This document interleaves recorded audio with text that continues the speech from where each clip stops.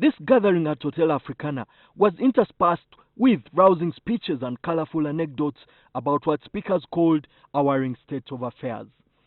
UPC will always be at the forefront of the struggle with fellow patriotic Ugandans to remove this regime because of the comprehensive brokenness. Under a rainbow coalition, the Democratic Alliance, amongst a raft of proposals, is seeking to front a single candidate who will lead the transition government for 5 years after 2016. History littered with lessons to learn from. The framers of this alliance told a news conference that unlike in the past, the alliance would not run into a still bath. But beyond the sloganeering, will opposition leaders be able to sail across the high seas in their rickety boats and dock at the shores as a unit? Would like to challenge ourselves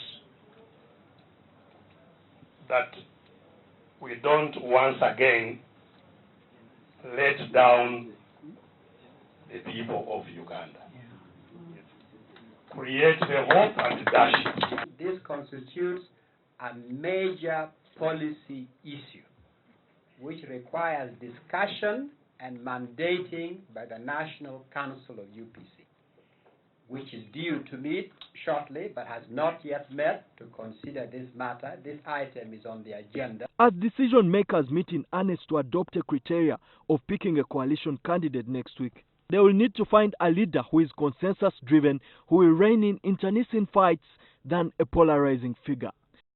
They also need to find a candidate who will appeal to the moderates, radicals, conservatives and progressives, and one whose appeal cuts across the ethnic tendrils. In 2011, the mainstream opposition parties UPC and DP rejected to join the Inter-Party Cooperation, a coalition of opposition parties led by Dr. Kizza Besigye. Yet if the 2016 alliance is to materialize, leaders will need to shake off their prickly past and establish a rapport which is above petty squabbles and nitpicking.